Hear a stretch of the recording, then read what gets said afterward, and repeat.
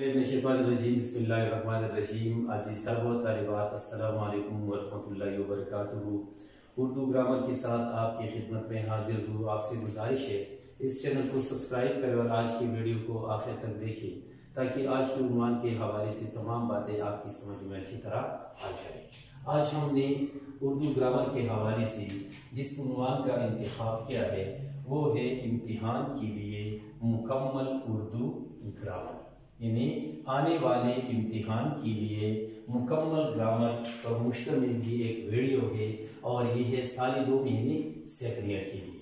तो आपसे गुजारिश है कि इन तमाम चीज़ों को नोट करें, गौर से सुनिए और सीखने की कोशिश करें ताकि इम्तिहान में आपको ज़्यादा से ज़्यादा फ़ायदा हासिल हो। आपकी किताब में से जो चीज़ें मैंने चुन चुन कर निकाली है, जो अनासिर है वो ये है कि रमूज़ औक़ाफ़, इमदादी फ़ेल, अफसाना, मुरक्कब जुमले, रोज़मर्रा और मुहावरा, मुतहम्मिलुल ज़िद्दैन। ये किताब में मुतहम्मिलुल आज़ैन लिखा हुआ है लेकिन ये आज़ैन नहीं, ये ज़िद्दैन है।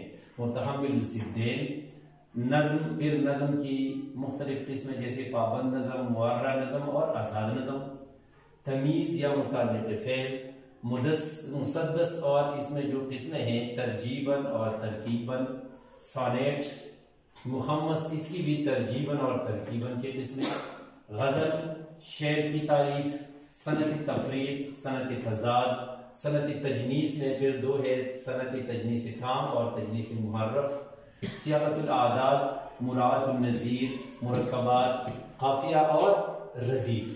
ये वो चीज़ें हैं जो आने वाले इम्तिहान के लिए बहुत ज़्यादा ज़रूरी है, लिहाजा इस पर मैं बहस करूँगा। आपसे गुजारिश है कि वहाँ आप गौर से सुनिए, गौर से देखें ताकि आपको ज़्यादा से ज़्यादा फ़ायदा हो। आते हैं अब नज़्म की तरफ के नज़्म किसे कहते हैं। तो यहाँ इसकी मुख्तसर सी तारीफ लिखी हुई है कि नज़्म के लफ्ज़ मानी है पिरोना, जैसी मोती लड़ी में पिरोए जाती है। तो इसकी लफ्ज़ मानी यही है। अदब की रूह से अशार के उस मजमूए को नज़्म कहते हैं जो एक ख्याल या मौजू के तहत लिखे गए हो। यानी लफ्ज़ मानी इसकी है मुख्तलिफ चीज़ों को जैसे मोती वगैरह वो किसी लड़ी में पिरोना है, लेकिन अदब के मुताबिक या इस्तिलाही हवाले से अशार के उस मजमूए को नज़्म कहते हैं जो एक ख्याल या एक मौजू के तहत लिखे गए हो, यानी जिसमें एक नज़्म में एक उन्वान मौजूद हो या एक ख्याल हो, एक मौजू हो, तो अशार के ऐसे मजमूए को नज़्म कहते हैं। फिर यहाँ एक किस्म है पाबंद नज़्म। तो पाबंद नज़्म से मुराद क्या है? जिस नज़्म में वज़न और बहर के साथ साथ काफिया और बाज़ औक़ात रदीफ की भी पाबंदी की गई हो, उसे पाबंद नज़्म कहते हैं। ये पाबंद नज़्म की मुख्तसर सी तारीफ है। नज़्म की तारीफ पहले आपने जान ली। अब पाबंद नज़्म क्या है? जिस नज़्म में वज़न और बहर के साथ साथ काफिया और बाज़ औक़ात रदीफ की भी पाबंदी की गई हो, उसे पाबंद नज़्म कहते हैं। फिर है मुअर्रा नज़्म, या इसको नज़्म मुअर्रा भी कहते हैं। तो मुअर्रा नज़्म की तारीफ ये है कि जिस नज़्म में काफिया और रदीफ की पाबंदी नहीं होती मगर वज़न और बहर की पाबंदी लाजिमी होती है, उसे मुअर्रा नज़्म कहते हैं। आप देखिए पाबंद नज़्म में वज़न और बहर के साथ साथ काफिया रदीफ भी लाजिमी है, जबकि मुअर्रा नज़्म में काफिया और रदीफ की पाबंदी नहीं होती। हाँ, वज़न और बहर की पाबंदी ये बहुत ज़्यादा ज़रूरी है। तीसरी जो चीज़ है वो है आज़ाद नज़्म। आज़ाद नज़्म किसे कहते हैं? जिस नज़्म में काफिया और रदीफ समेत वज़न और बहर की पाबंदी नहीं होती, यानी इसमें ये चीज़ें मुकम्मल नहीं होती, यानी जिस नज़्म में काफिया और रदीफ के साथ साथ या रदीफ समेत वज़न और बहर की पाबंदी नहीं होती, हाँ, ताहम अशार में तसलसल, रवानी और मौसीक़ियत ज़रूरी होती है। ये इसमें ज़रूरी है, यानी इसमें काफिया रदीफ और वज़न बहर की पाबंदी नहीं होती, लेकिन इसमें जो अशार होते हैं उन अशार में तसलसल, रवानी और मौसीक़ियत ज़रूरी है।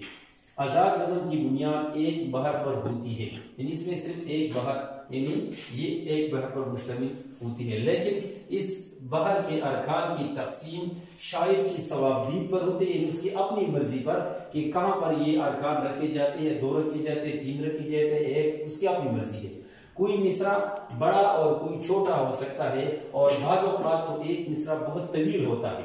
یہ عذاب نظم کی مختصر سی تعریف ہے، یعنی جس نظم میں قافیہ اور ردیف سمیت وزن اور بحر کی پابندی نہیں ہوتی، تاہم اشعار میں تسلسل، روانی اور موسیقیت ضروری ہوتی ہے۔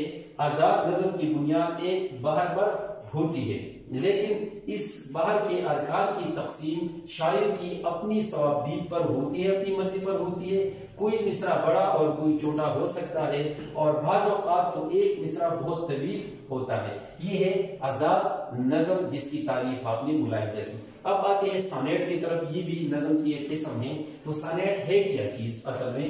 یہاں پر آپ دیکھیں کہ وہ نظم جس میں کل 14 مصرے ہوتے ہیں، یہ 2 حصوں پر مشتمل ہوتی ہے۔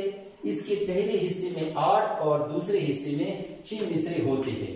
یہ صنف شاعری مغرب سے اردو میں آئی ہے۔ اس میں غزل کی اشاریت اور نظم کا تسلسل پایا جاتا ہے۔ ملاحظہ کیا آپ نے؟ سانیٹ کیسے کہتے ہیں؟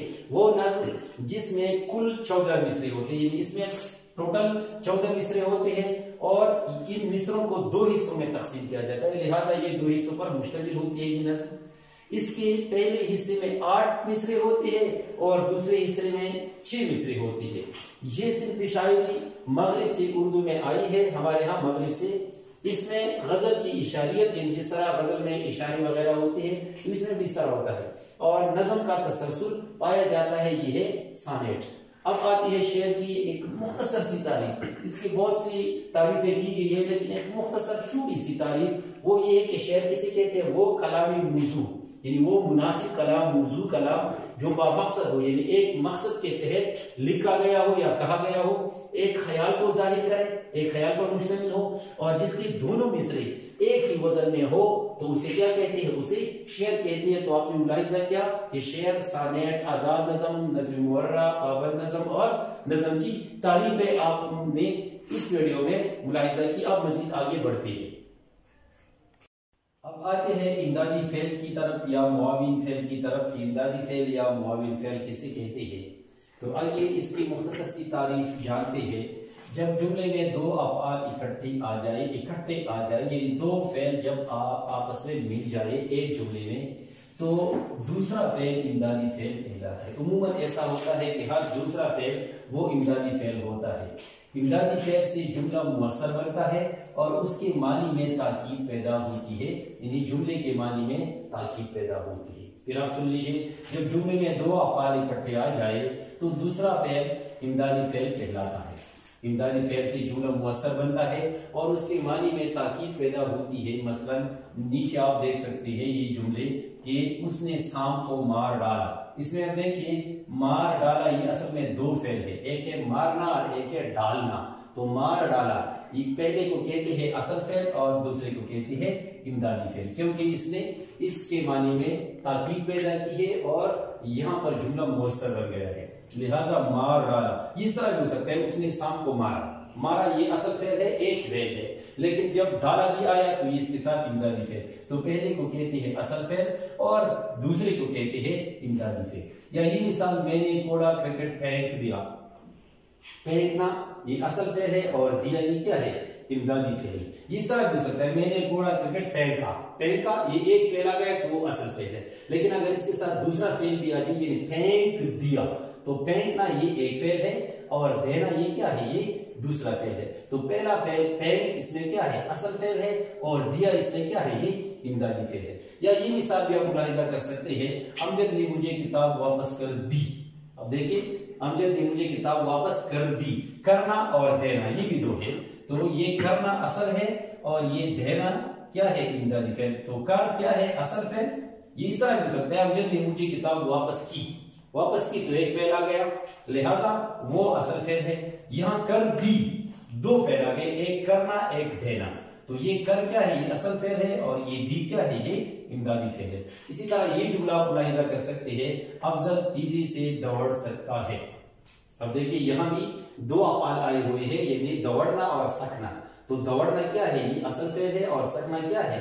یہ امدادی فعل ہے۔ دوڑ سکتا ہے، تو دوڑ کیا ہے؟ اصل فعل ہے اور سکتا ہے امدادی فعل ہے۔ یہ اس طرح بھی آ سکتا ہے افضل تیزی سے دوڑتا ہے، تو دوڑتا ہی ایک فعل آ گیا تو یہ اصل ہے. اگر اس کے ساتھ سکتا ہے بھی آ جائے تو یہ سکتا ہے یہ کیا ہے؟ یہ امدادی فعل ہے. تو آپ نے ملاحظہ کیا کہ امدادی فعل کسے کہتے ہیں اور اس کی مثالیں کیا ہو سکتی ہیں. اب آتے ہیں ہیئت کے لحاظ سے نظم کی چند قسموں کے بارے میں بات کرتے ہیں. تو ہیئت کہتے ہیں شکل صورت کو، یعنی شکل صورت کے حوالے سے نظم کی بہت سارے قسمیں ہیں. یہاں ہم چند ڈسکس کرتے ہیں. جیسے ہیئت کے لحاظ سے نظم کی چند اہم قسمیں یہ ہے. نمبر 1 وہ نظم جس کے ہر بند میں 3 مصرے ہو مثلث کہلاتی ہے. یعنی ایسی نظم کو مثلث کہتے ہیں جس کے ہر بند میں کتنے مصرے ہو؟ 3 مصرے ہو، کیونکہ اس میں بہت سارے بند ہوتے ہیں. اسی طرح وہ نظم جس کے ہر بند میں 4 مصرے ہو تو اسے مربع کہتے ہیں. یعنی 4 مصروں والی نظم بند پر مشتمل نظم کو کہتے ہیں مربع. یعنی اس کے ہر بند میں ایک سے زیادہ بند اس میں ہوتے ہیں اور ہر بند میں 4 مصرے ہوتے ہیں تو اسے کہتے ہیں مربع. اسی طرح وہ نظم جس کے ہر بند میں 6 مصرے ہو، 5 مصرے ہو اسے مخمس کہتے ہیں. ایسی نظم جس کے ہر بند میں 5 مصرے ہو مخمس کہلاتی ہے. اور وہ نظم جس کے ہر بند میں 6 مصرے ہو اسے کہتے ہیں مسدس. تو یہ چند قسمیں آپ نے ملاحظہ کی، یہ آپ کے لیے کافی ہے. اصل میں ہم یہاں آ رہے تھے کہ مخمس ترکیب بند اور مسدس ترکیب بند اور پھر ایک دونوں کی ترجیح بند میں فرق کیا ہے. تو پہلے ڈسکس کرتے ہیں مخمس ترکیب بند اور ترجیح بند، ان دونوں میں فرق کیا ہے یا ان کی تعریف ہم کس طرح کر سکتے ہیں، کیونکہ اس حوالے سے بھی اکثر سوالات آتے ہیں. تو آپ ملاحظہ کیجئے مخمس کے ہر بند کا 5واں مصرع منوان دہرایا جائے تو اسے ٹھیپ کا مصرع کہتے ہیں. ٹھیپ کا مصرع کسے کہتے ہیں؟ اگر کسی مخمس کے ہر بند کا 5واں مصرع منوان یعنی مسلسل اسی طرح، منوان بالکل اسی طرح اسی شکل میں دہرایا جاتا ہے، بار بار وہی آتا ہے، اس میں فرق نہیں ہوتا، تو ایسی مخمس کو کہتے ہیں مخمس ترجیح بند. اور اس مصرع کو کہتے ہیں ٹھیپ کا مصرع. یعنی مخمس کے ہر بند کا 5واں مصرع منوان دہرایا جائے تو اسے ٹھیپ کا مصرع کہتے ہیں اور ایسی مخمس کو مخمس ترجیح بند کہتے ہیں. یہ ترجیح بند مخمس ہے. اور جس مخمس کے ہر بند کا 5واں مصرع منوان نہیں دہرایا جاتا بلکہ مختلف ہوتا ہے، یعنی ہر بار یہ مصرع مختلف ہوتا ہے، اسی طرح نہیں ہوتا، اسے مخمس ترکیب بند کہتے ہیں. دونوں میں فرق آپ جان گئے کہ مخمس ترکیب بند کسے کہتے ہیں؟ جس میں کوئی مصرع بار بار دہرایا نہیں جاتا تو اسے ترکیب بند کہتے ہیں بلکہ مختلف ہوتا ہے، اور جس کا ہر 5واں مصرع بار بار دہرایا جاتا ہے اسے ترجیح بند کہتے ہیں. اب آتے ہیں مسدس ترجیح بند اور ترکیب بند کی طرف. تو مسدس کے ہر بند کا تیسرا شعر اگر منوان دہرایا جائے تو اسے ٹیپ کا شعر کہتے ہیں. وہاں ٹیپ کا مصرع تھا، یہاں اس ٹیپ کا شعر ہے کیونکہ اس میں ہر بند میں 3 شعر ہوتے ہیں، وہاں ہر بند میں 5 مصرے ہوتے ہیں، یہاں 6 مصرے ہوتے ہیں. تو اگر آخری 2 مصرے یعنی تیسرا شعر منوان دہرایا جائے تو اسے ٹیپ کا شعر کہتے ہیں. اور ایسی مسدس کو مسدس ترجیح بند کہتے ہیں. اور جس مسدس کے ہر بند کا تیسرا شعر منوان نہیں دہرایا جاتا بلکہ مختلف ہوتا ہے، یعنی وہ شعر ہر بار مختلف آتا رہتا ہے، تو ایسی مسدس کو کہتے ہیں مسدس ترکیب بند. سمجھ گئے کہ مخمس کسے کہتے ہیں؟ جس کے ہر بند میں 5 مصرے ہوتے ہیں. اگر 5واں مصرع منوان دہرایا جاتا ہے تو اسے کہتے ہیں ترجیح بند. اگر منوان دہرایا نہیں جاتا مختلف ہوتا ہے تو اسے ترکیب بند کہتے ہیں. اسی طرح مسدس وہ نظم جس کے ہر بند میں 6 مصرے ہوتے ہیں اور اس کے آخری 2 مصرے یعنی تیسرا شعر اگر منوان دہرایا جائے تو اسے مسدس ترجیح بند کہتے ہیں، اور اگر یہ مختلف ہو تو اسے مسدس ترکیب بند کہتے ہیں. تو یہ اس حوالے سے تفصیل ہے. اب آتی ہے متحمل الضدین کی طرف. کتاب میں یہ لفظ لکھا ہوا ہے متحمل العازین، لیکن یہ اصل میں ہے متحمل الضدین. یہاں ایک مثال آپ ملاحظہ کر سکتے ہیں کہ جیسے کل گدے پر جا کر نظم پڑھنا اور 20 روپے کا چیک لانا. یہاں آپ سمجھ سکتے ہیں کہ اس کا مطلب کیا ہے. تو آئیے پہلے متحمل الضدین کی تعریف جانتے ہیں کہ ایسا کلام کہنا جس کے 2 معنی نکل سکتے ہوں اور دونوں ایک دوسرے کے برعکس ہو، یعنی دونوں معنی ایک دوسرے کے متضاد ہو، تو اسے کہتے ہیں متحمل الضدین. مثلا یہاں آپ اس کی مثال ملاحظہ کر سکتے ہیں. اس جملے کا ایک مطلب تو یہ ہے کہ اس جملے کا کل گدے پر جا کر نظم پڑھنا اور 20 روپے کا چیک لانا. اس جملے کا ایک مطلب تو یہ ہے کہ کل جانا اور گدے پر نظم پڑھنا، اور دوسرا مطلب یہ ہے کہ گدے پر بیٹھ کر جانا اور نظم پڑھنا. تو آپ نے دیکھ لیا کہ یہاں پر اس جملے میں دو مطلب ہے. ایک یہ کہ کل جانا، تم جاؤ اور وہاں گدے کی عنوان پر نظم لکھو. دوسرا مطلب یہ کہ گدے پر بیٹھ کر جاؤ اور نظم پڑھنا یا لکھنا وغیرہ. مثال آپ یہاں ملاحظہ کر سکتے ہیں. ایک مصرع ہے کہ ایک قطرہ سمندر تیرے منہ کے آگے، یہ ایک مصرع ہے.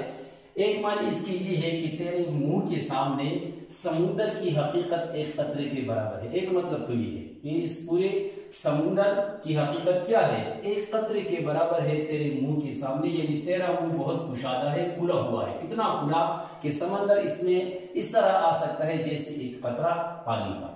دوسری معنی اس کی یہ ہے کہ تیرے منہ کے سامنے ایک قطرہ سمندر کی حیثیت رکھتا ہے. یعنی ایک قطرہ، چھوٹا سا قطرہ اتنا بڑا ہے کہ وہ تیرے منہ کے سامنے اس طرح ہے کہ جیسے وہ سمندر ہے، گویا تیرا منہ نہایت تنگ ہے. تو یہاں دو مختلف معنی اسی ایک مصرعے سے ہم لے سکتے ہیں. یہ علامہ اقبال کا ایک شعر ہے کہ پھول کی پتی سے کٹ سکتا ہے ہیرے کا جگر، مرد نادا پر کلام نرم نازک بے اثر.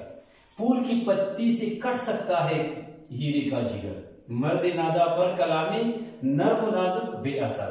ایک مطلب اس کا یہ ہے کہ پھول کی پتی نرم نازک ہوتی ہے لیکن ہیرے کا جگر بھی کاٹ سکتی ہے. ایک مطلب یہ ہے کہ پھول کی پتی اگرچہ نرم نازک ہے لیکن پھر بھی یہ ہیرے کا جگر کاٹنے کی صلاحیت رکھتی ہے، لیکن مرد نادا پر اس کا کوئی اثر نہیں ہوتا. یعنی اسی پھول کی پتی کی نرم نازکی کا اس پر کوئی اثر نہیں ہوتا. ایک مطلب یہ ہے. دوسرا مطلب یہ ہے کہ کیا پھول کی پتی سے ہیرے کا جگر کٹ سکتا ہے؟ تو اس کا جواب ہے کہ نہیں. تو جس طرح یہ بات ناممکن ہے کہ ہیرے کے پھول کی پتی سے ہیرے کا جگر نہیں کٹ سکتا، اسی طرح مرد نادان پر نرم و نازک بات کا اثر نہیں ہوتا. تو سمجھ گئے آپ کہ کلام میں ایسی باتیں بیان کرنا یا کلام سے دو ایسے مختلف معنی مراد لینا جو ایک دوسرے کی ضد ہو، ایک دوسرے کے الٹ ہو. یہاں چند مثالیں اور بھی. یعنی جلاؤ مت دفن کرو، اس کا مطلب کیا ہے؟ ایک مطلب یہ کہ جلاؤ دفن نہ کرو، اور دوسرا مطلب کیا ہے کہ جلاؤ مت دفن کرو. اسی طرح روکو مت آنے دو، تو اس کا ایک مطلب تو یہ ہے کہ روکو مت آنے دو، دوسرا مطلب کہ روکو مت آنے دو.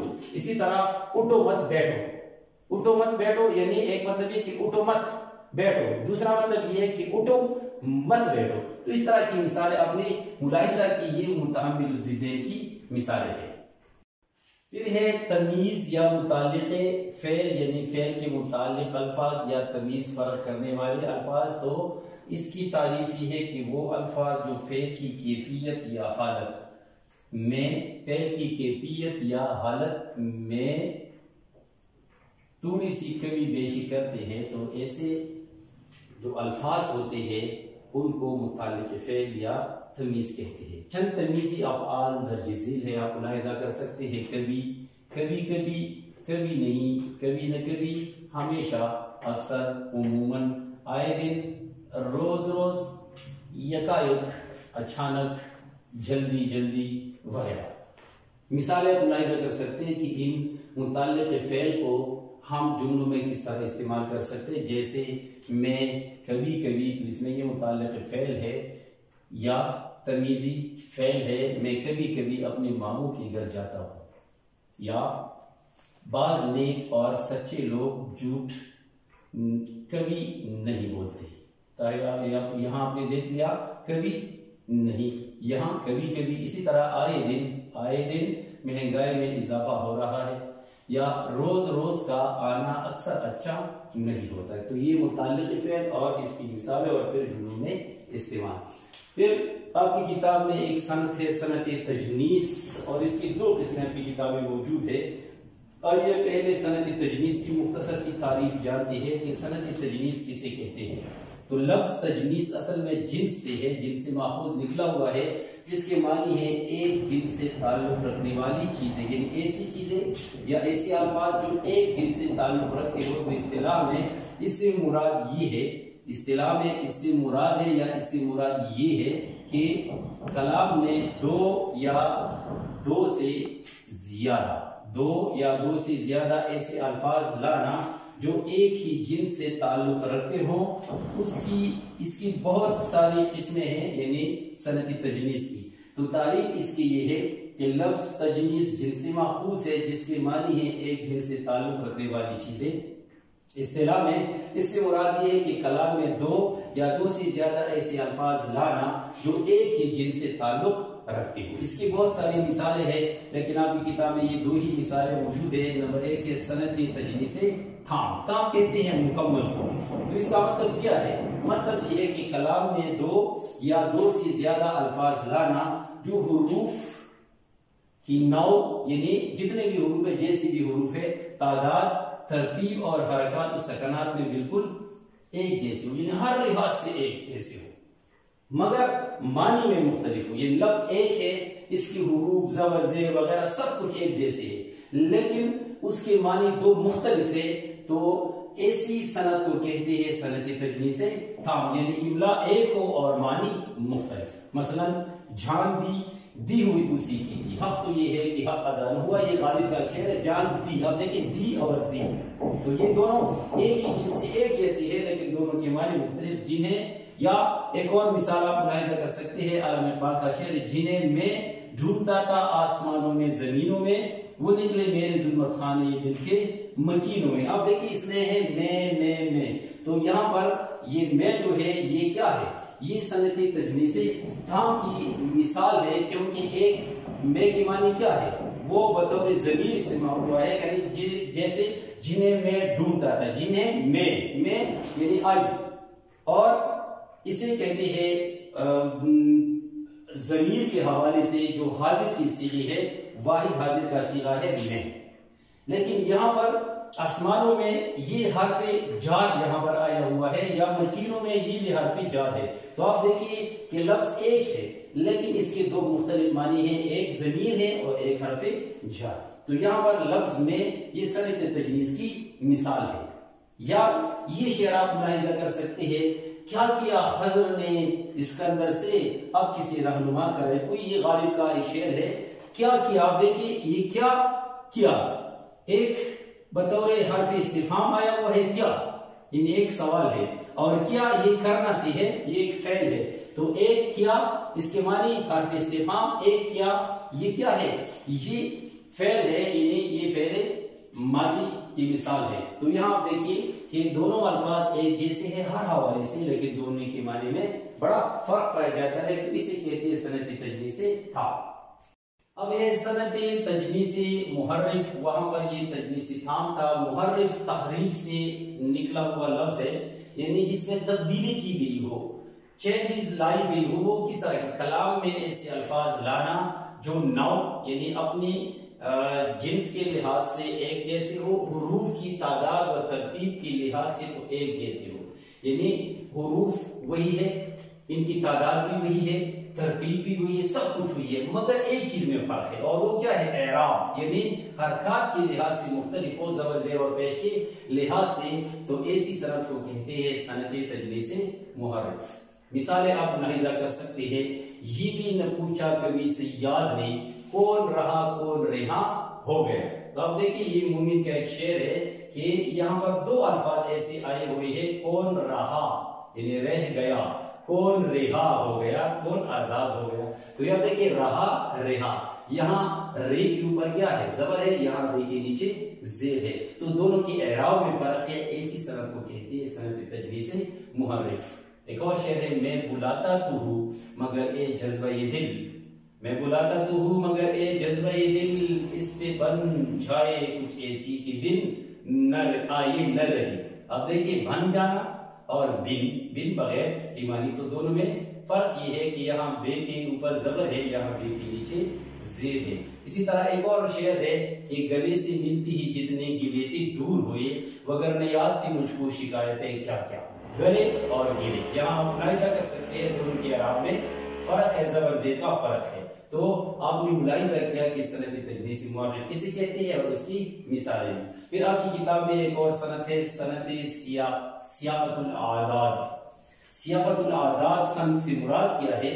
یہاں آپ تعریف ملاحظہ کر سکتے ہیں، کلام میں اعداد کا ذکر کرنا، خواہ ترتیب سے ہو یا بے ترتیب، صنعت سیاقۃ الاعداد کہلاتی ہے۔ یعنی صنعت سیاقۃ الاعداد سے مراد کیا ہے؟ جب شعر و شاعری میں اعداد کا ذکر ہو، چاہے یہ اعداد ترتیب کے ساتھ ہو، جیسے 1 2 3 4 5، چاہے یہ بھی ترتیب ہو جیسے 10 4 2 1 وغیرہ، تو یہ صنعت سیاقۃ الاعداد کہلاتی ہے۔ اس کی آپ مثالیں ملاحظہ کر سکتے ہیں، شکیب جلالی کا ایک شعر ہے، آگ کے پتھر تو میرے صحن میں 2 4 گرے۔ آپ دیکھیے 2 اور 4 یہ اعداد ہے، جتنے اس پیڑ کے پلتے پسی دیوار گری، تو اس میں یہ صنعت استعمال ہو گئی ہے، یہ 2 4 یہ صنعت سیاقۃ الاعداد کی مثال ہے۔ اسی طرح تیرے چاروں ہمدم یک جان و یک دل، اب دیکھیں چاروں اور یک اور یک، دیکھیں پہلے چاروں پھر یک یک، ابو بکر فاروق عثمان علی ہے، یہ بھی ایک شعر ہے۔ یا 2 4 میں ہی مجھ کو فقط ایک دکھا دو، وہ شخص جو باہر سے بھی اندر کی طرح ہو۔ اب دیکھیں 2 4 اور 1 ترتیب نہیں ہے، لیکن اس میں یہ ہند سے ہی اعداد آئے ہوئے ہیں، تو اسی لیے اسے کہتے ہیں صنعت سیاقۃ الاعداد۔ یا یہ مثال، تم سلامت رہو 50 برس، ہر برس کے وہ دن 50,000۔ اب دیکھیں 50 50 اور 1000 کی بھی یہاں بات ہوئی ہے، تو یہ ہے صنعت سیاقۃ الاعداد کی مثالیں جو آپ نے ملاحظہ کی۔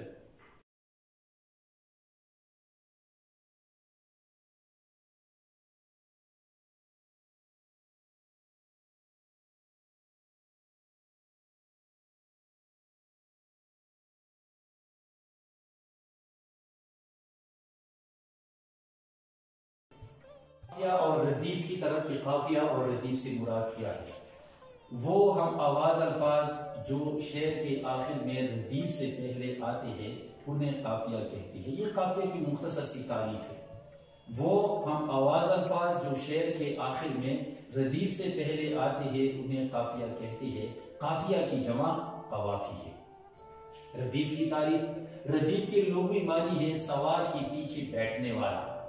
ردیف کے لغوی معنی ہے سوار کے پیچھے بیٹھنے والا، جبکہ اصطلاح میں ایک لفظ یا الفاظ کا وہ مجموعہ جو شعر میں قافیہ کے بعد جھوکی تو دہرایا جاتا ہے۔ جھوکی تو اس کے ذریعے بالکل مینوان اسی طرح، اس میں کوئی تبدیلی نہیں ہوتی، وہ ردیف اسے پھر ردیف کہتے ہیں یا ایسا مجموعہ ردیف کہلاتا ہے۔ مثلا یہاں پر آپ مثالیں ملاحظہ کر سکتے ہیں، دونوں کی تعریفیں آپ نے جان لی کہ وہ ہم آواز الفاظ جو شعر کے آخر میں ردیف سے پہلے آتے ہیں انہیں قافیہ کہتے ہیں، اور قافیہ کی جمع قوافی ہے۔ ردیف کے لغوی معنی ہے سوار کے پیچھے بیٹھنے والا، جبکہ اصطلاح میں ایک لفظ یا الفاظ کا وہ مجموعہ جو شعر میں قافیہ کے بعد جھوکی تو دہرایا جاتا ہے ردیف کہلاتا ہے۔ مثلا دل نادا تجھے ہوا کیا ہے، آخر اس درد کی دوا کیا ہے، ہم ہیں مشتاق اور وہ بیزار، یا الہی یہ ماجرا کیا ہے۔ مندرجہ بالا اشعار میں ہوا، دوا، ماجرا قافیہ ہے، جبکہ کیا ہے ردیف ہے۔ تو اس طرح اگر قافیہ کی تعریف آ جائے، قافیہ کے حوالے سے سوال آ جائے کہ قافیہ کسے کہتے ہیں، تو آپ یہ مختصر سی تعریف کریں اور پھر یہ 2 اشعار دے کر اس کی ہی مثالیں آپ دے سکتے ہیں، جیسے ہوا، دوا اور ماجرا۔ اگر ردیف کے حوالے سے سوال آ جائے تو یہ مختصر سی تعریف آپ لکھیں اور اس کی مثال کے طور پر آپ یہ 2 اشعار دیجئے اور آخر میں یہ لکھیں کہ کیا ہے اس میں کیا ہے، ردیف ہے۔ تو آپ نے قافیہ اور ردیف کی تعریف جان لی، اس کی مثالیں بھی آپ نے ملاحظہ کی۔ اب آتے ہیں مطلع اور مقطع کی طرف۔ مطلع کسے کہتے ہیں؟ مطلع کے لغوی معنی ہے نکلنے کی جگہ، یعنی جہاں سے کوئی چیز طلوع ہوتی ہے۔ جہاں سے کوئی چیز طلوع ہوتی ہے تو لغوی معنی میں اسے کہتے ہیں مطلع۔ اصطلاح میں غزل یا قصیدے کے پہلے شعر کو مطلع کہتے ہیں۔ اصطلاح میں مطلع کسے کہتے ہیں؟ اصطلاح میں غزل یا قصیدے کے پہلے شعر کو مطلع کہتے ہیں۔ مطلع کے دونوں مصرے ہم قافیہ اور ہم ردیف یا صرف ہم قافیہ ہوتے ہیں، یعنی بعض مطلع ایسے ہوتے ہیں کہ جن میں ردیف کی ضرورت نہیں ہوتی، ہاں قافیہ اس کے لیے ضروری ہے. مثلا غالب کی غزل کا مطلب ہے دل نادا تجھے ہوا کیا ہے، آخر اس درد کی دوا کیا ہے. کیونکہ اس شعر سے غالب کی اس غزل کا آغاز ہوا ہے، تو پہلے شعر کو کیا کہتے ہیں، وہ مطلب